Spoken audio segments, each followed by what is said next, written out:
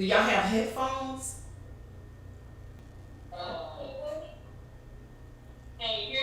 Okay, just speak up. I can hear you, Mom, but I need Shania to talk a little louder.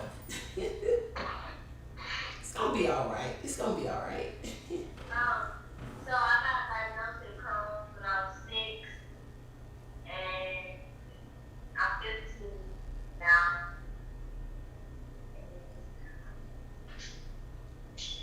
Okay, so you was diagnosed at the age of 6. You want to tell us about how many hospitalizations you've had and what that was like in your hospital stays. It's your story. I don't want to tell it. I want you to tell it. Since I was 6, it's been a lot of hospital visits, a lot. And I lost count. And it's just sometimes it gets tiring. Mm-hmm. Like,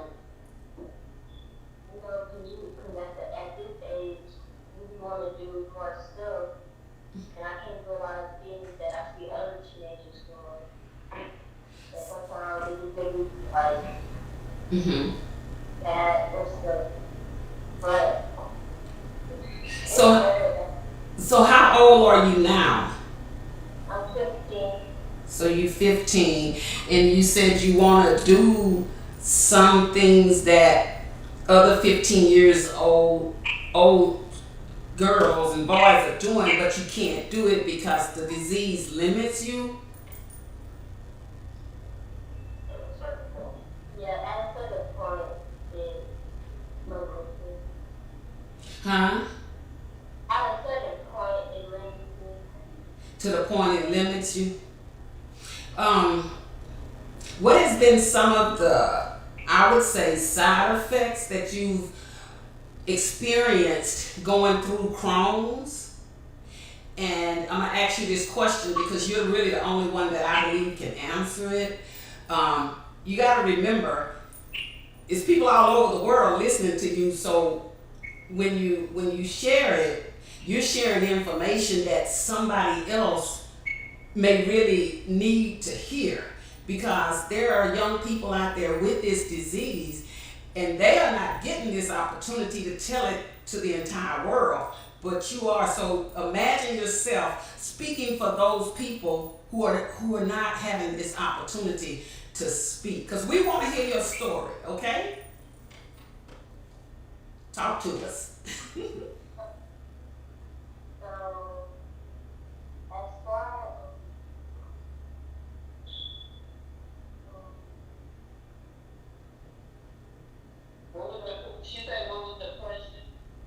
The question was how many surgeries that you can remember that you have had thus far from ages 6 to the age of 15 now, and what are some of the side effects that it has caused on you?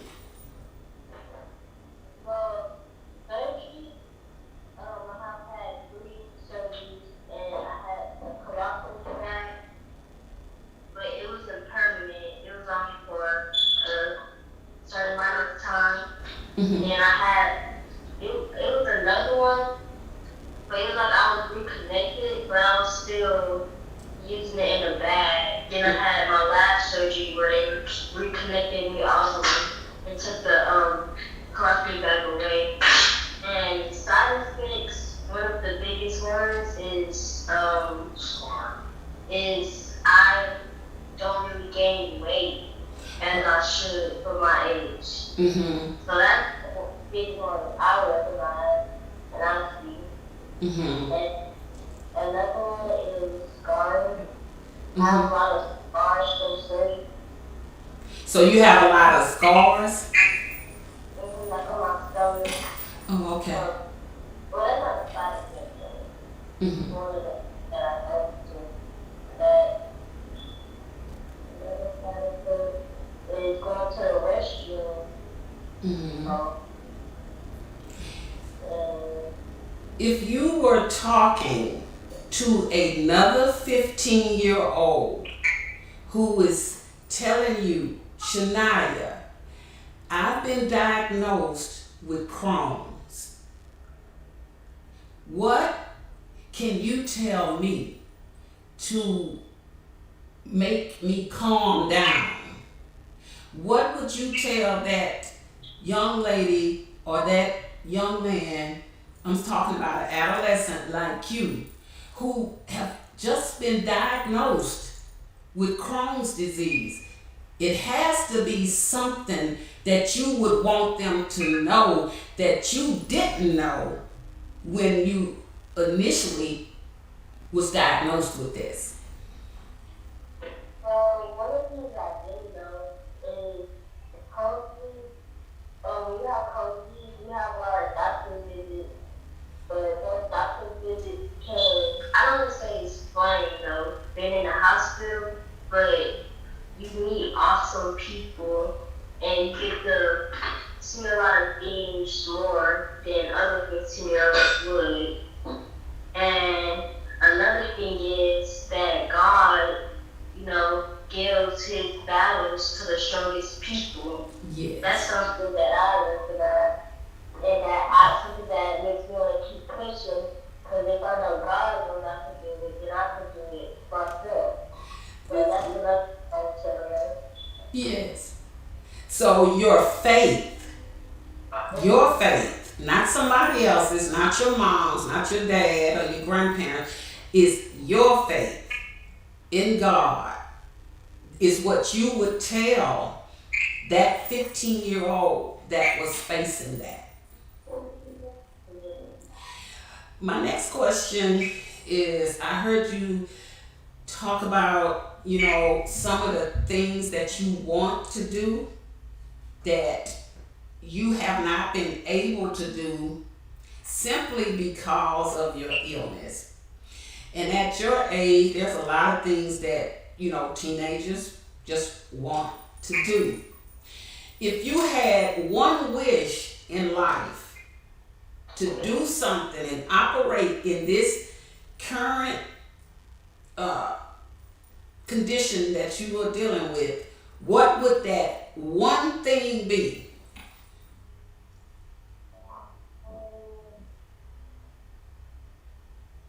I would really, really want just to travel more.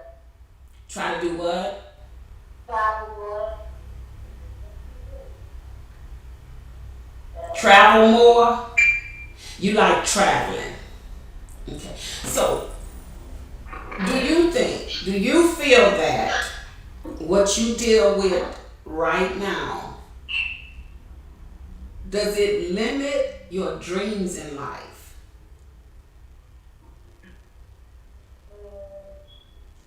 I would say it doesn't my dreams. It doesn't? That's a good thing. So you talking to me as if you're talking to another 15-year-old, okay? So listen to this. I'm posing this question. I'm 15 years old and I want to be an entrepreneur. I want to own my own business. And I also know to do that, I've got to go to college. Should I put that dream in front of me or behind me in going to college so that I can become the entrepreneur and own my own business and travel? Give us feedback on that. Well, I would say you, of course, because at the end of the day, you can't let other things hold you back from your dreams because you still gotta live your life. Mm-hmm. And you can't all just sit there and feel sorry for yourself. And you just have to just say, okay, I could do it. God knows I could do it. And you just keep pushing. Mm-hmm. Mm-hmm. That's okay. So what do you want to be when you do grow up? What are your goals? Because you're talking about you can't let it limit you, and that is a good concept to follow. What are your plans on going to college and doing whatever, what are your goals? What are some of the things you want to accomplish? Well, I want to own my own restaurant, and I want to be a chef for my business to do. Or traveling, like the world, is another thing I'm going to try to do.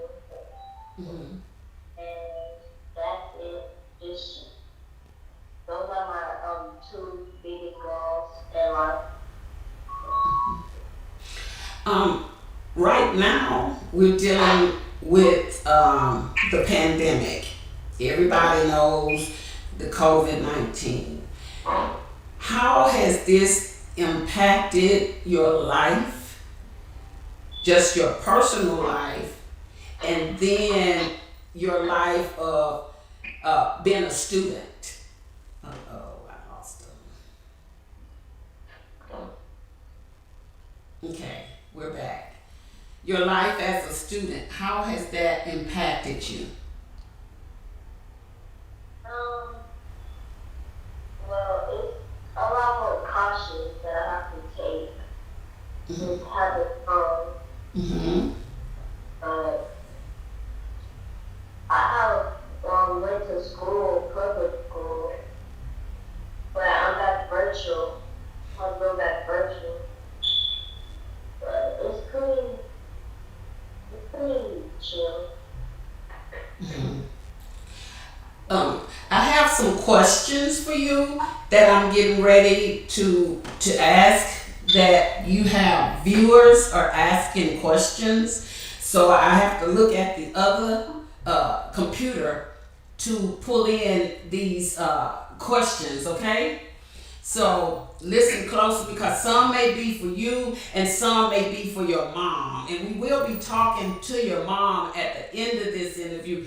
But right now, initially, the viewers are tuned in to you because you're actually the one that is living with the Crohn's disease. Your mom is the caretaker, and we have to give much credit to parents because they go through things too. So we're going to let mom talk. We're going to let her talk at the end portion of the interview, if that's okay with you. Okay, let me get to the questions. So, let's see.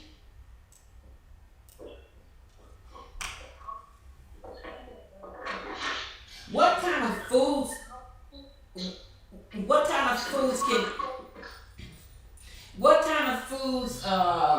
can you not eat?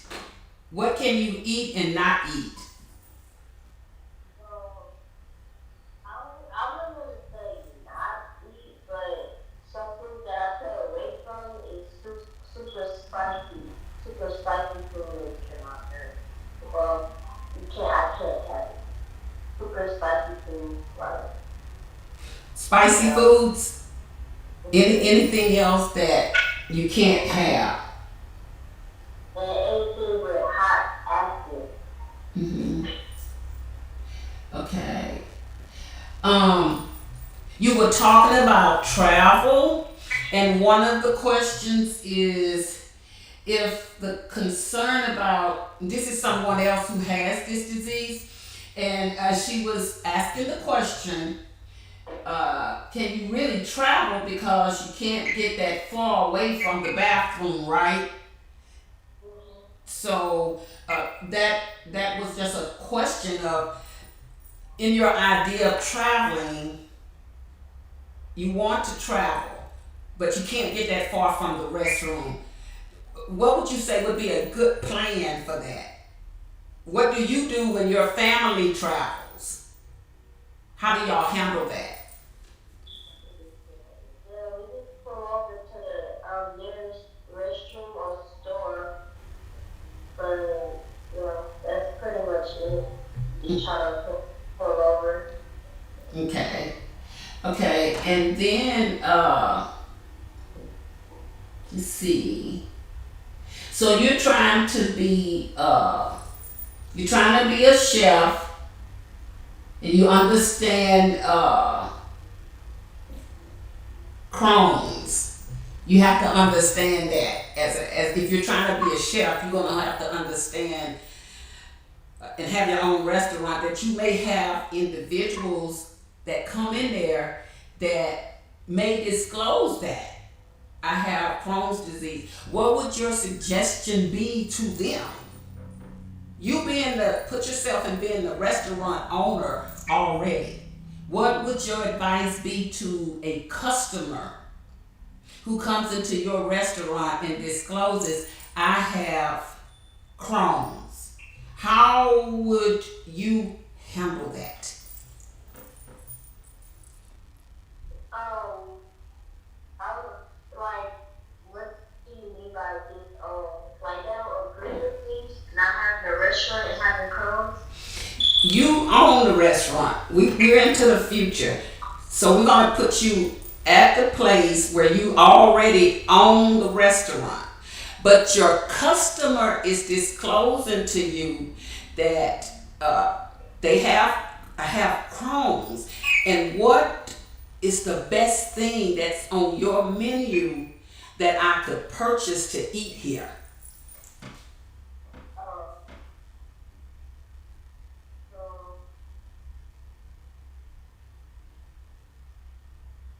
I would show them the menu Okay. and point things out that I would recommend for them in case that they have Crohn's. Basically, I would stay away from the spicy food. Let me ask you another question. Is the emotional side of this? Because when we go through things with different illnesses, we do have the emotional side of us. What would you tell someone who emotionally they can't seem like they can't get through it due to their emotions? Basically be there for them and listen to them and see why they are upset and they can't get through it. And I just tell them we can go through it together. Somebody who's coming from their point of view, I can understand why they say they can't go through it. And I'll just talk to them and tell them to keep their faith. Yeah, that's pretty much it. Yeah. You're a very funny little girl. I see your Facebook page and you do a lot of funny stuff that also it just tickles me. And you know, I always say when something tickles me, I say, I'm tickled. And it just, I'm telling you that I've really been touched by what you are saying. Not only that, your actions, I think we lost you again. Okay.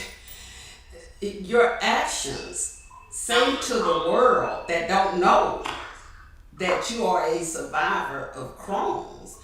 It tells the world that you're all right. Can't hear you. I hear y'all. Okay. So when you're making these videos that you make on your Facebook page, is that a part of your healing? When you're doing funny stuff, that's a part of your healing? Like, what are you doing to make you feel good, or this is that what makes you feel good?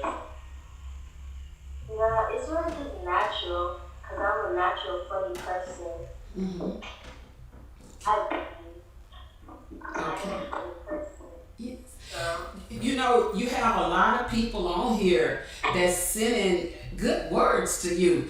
Listen one moment. You have a viewer saying, keep the faith.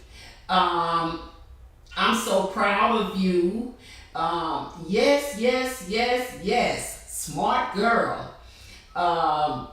Then a lot of amens to you. And let's see. Somebody said, speak up.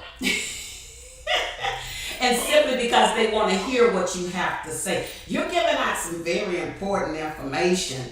So that's why people want to hear what you say. And you know, on this channel, it's communication with a passion. So we passionate about what we talk about on this podcast.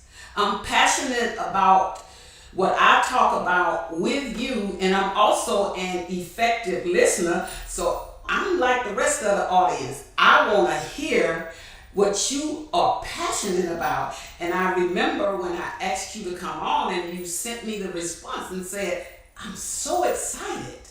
And you know what? I was excited. But when I posted that you were going to be a guest on this podcast, you don't know how many lives you touched. You just don't know. So we're here to just give you this opportunity to talk to the world. Because right now, you are not only inspiring those in your age group, you're inspiring a lot of adults. Okay? I'm still excited. I'm still excited. So what is some, I'm going to ask you about the medications. What's the medication process? Well, when I first got diagnosed, like sick, it was a lot of things that we was trying, and one of the biggest things was like the infusions that I used to go get. But I want to say they didn't stop working, but they basically stopped working. Mm-hmm. So we had ended up trying something called Humira. For me, that was kind of like the worst, like painful. Yeah, it was like a shot, and that stopped working. So we went back to the infusions, but it was a different medication. So that basically stopped working. But as far as the pills, like everyday medicine, it's I kind of had a hard at first I kind of had a hard time taking them because I would forget. And my doctor she will like basically tell me I can't forget that. But and yeah, I don't know. It's weird for me.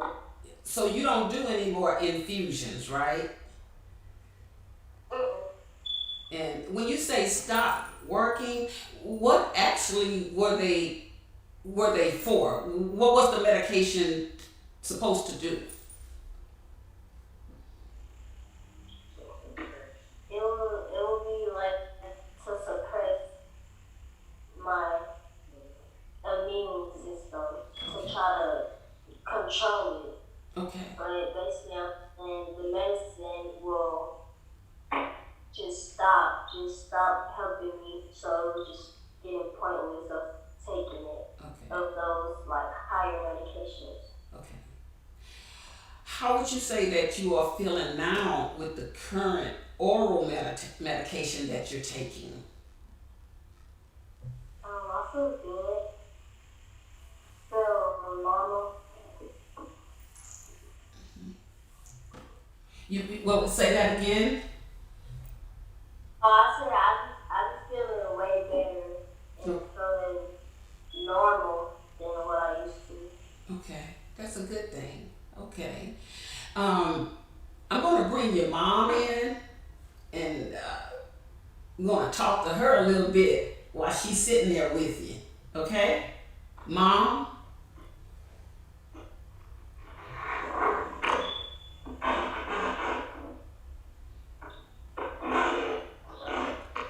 Yeah. You know, the viewers say we got to give Mom a hand clap too. Because it's not easy, right?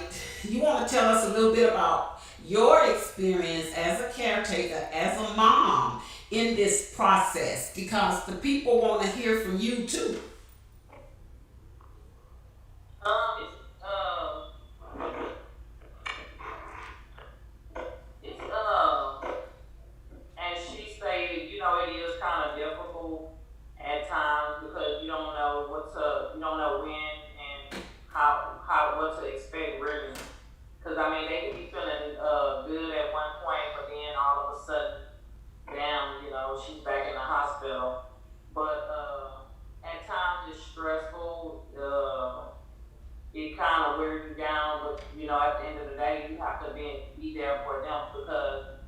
they're going through something. And as I stated, it is heartbreaking.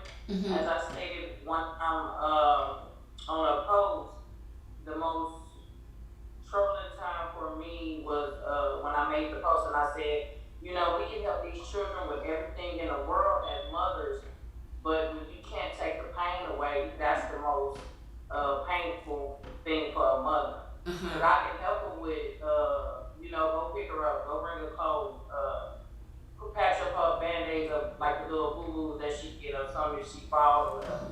But with Crohn's, you can't do that. I can't help her. And it's like I gotta sit there and watch her suffer. The doc, I know they doing their best, they do their best, but as a mother, you can't do anything. So it does get to you very, very emotionally. Emotional. You actually lost your job one time, right? When she was going initially. Can you tell us about that? Because listen, it's a lot of parents that's having to be at the hospitals with their children, and sometimes places of employment don't understand that. You want to talk about that a little bit with us?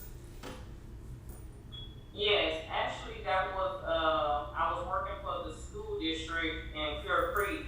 I was the assistant manager, and I was working in the kitchen. And basically, they were okay with it at one point.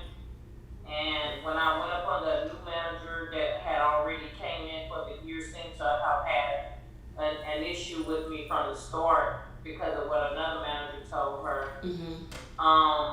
She would give me grief, like pretty much like on days when Shania would maybe like say she would have an accident at school, I would call them and tell them, hey, I'm gonna be running late, I have to bring extra clothes or this and that. And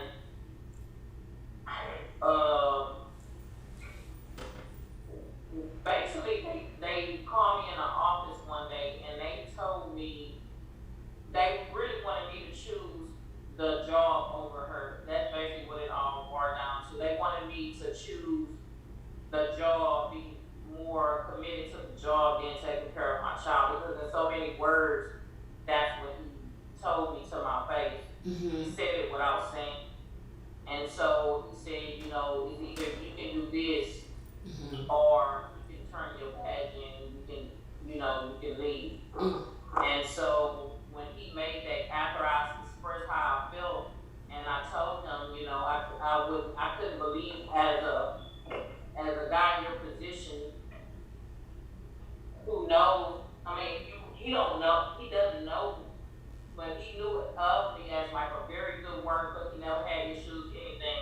And I just really couldn't believe that he was saying that. So I chose my daughter, and I put the badge on the desk, and I walked out the office.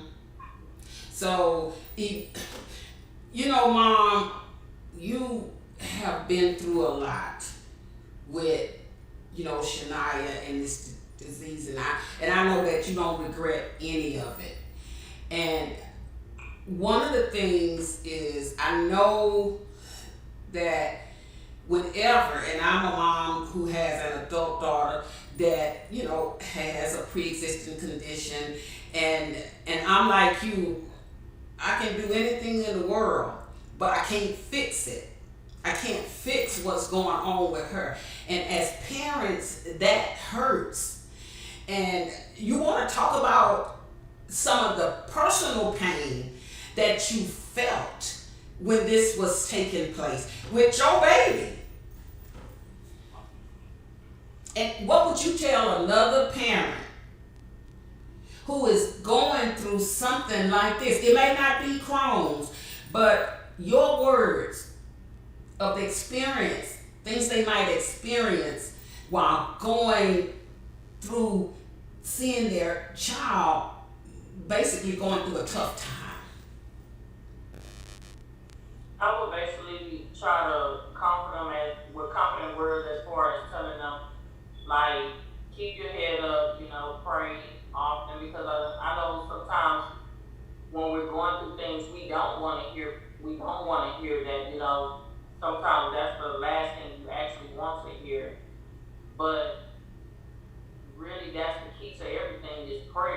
Mhm. because it will get you thing. I mean, that's what I pretty much did. And like whenever she was at her worst, I was basically crying too. You know, it's good for the soul. I would go downstairs a lot of times and go hide in different places and I would cry. And then after I cry, I would feel better. Mhm. But it's always somebody there and it's people there that if you need to talk or you need to vent or you need to, whatever it is, cry to them. And a lot of people that I've met, there are a lot of other women who've been in there for a year or whatever. I didn't even know them, but we all became so close and we started exchanging numbers. And some of them, I know I met one lady who was in there a year and a half, and she was going through all kinds of things, like with her daughter being sick, she Mhm. had leukemia, then she had, her husband was doing all kind of things, and her other children was kind of giving her problems. So it was like so many battles with her. Mhm. So I prayed with her. What I know, Mhm. how I was raised, Yes. and so she even told me at one point that she wanted to commit suicide. Mhm. And that's when I take things like that very serious. And you have a lot of women up there that's really thinking that if you never open your mouth to talk to them, you'll never know. Yes. And so I started talking to her. She started feeling better. Mhm. And even after we left out the hospital, I stayed in contact with her. Okay. So she's doing way better than before. Good. I mean, then she was met her because when I Okay. met her, she just felt really alone. Oh, okay. We've got 3 minutes, and I need for you and Shania. I'm trying to see both of y'all at the same time. If I can see both of y'all's faces at the same time, I want you both to tell the listeners, because you got a lot of people listening to you. Tell the listeners something that you would like for them to remember from this actual podcast on tonight. I need to see both of y'all. Yeah. Talk to us. Talk to the world. You got 3 minutes to tell us what y'all want to leave with us tonight. I will tell them just keep their faith. You tell them what? So keep their faith, keep God first. Mhm. Mhm. Yeah. How important is it that your mom is sitting here on this interview with you? Good.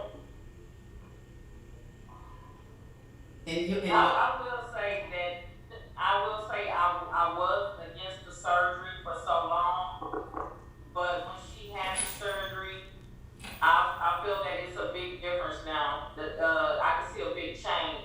mhm. She's more active, she's doing more. Like she's actually gaining weight, filling out. So she's more better than before. Good, good. Well, I'm glad to see the smiles, but Kizzy, it's a message on here for you. And the viewer is saying, so proud of you. You're very strong, Kizzy. And then another viewer says, great interview. So you guys did wonderful. I'm just so excited again, Shania, that you agreed to come on with no resistance at all and talk to us about the Crohn's disease and living with it. But I do want both of you to know that at any time you have any updates or anything, hey, just reach out to me and say, we want to come on and talk about some of the updates, some of the good things that's happening, and hey, we can make it happen. Okay? All right? 15-year-olds, I tell you. Again, thank y'all once again for coming on. The viewers, oh, one more thing. All you can do is the best you can. If a door closes because of what you must do, trust him. You have to care for your baby. See there? Y'all did a wonderful thing on tonight. See y'all next time y'all come on for a visit on Electra James Inspirational Talks podcast. All right? All right. Bye-bye.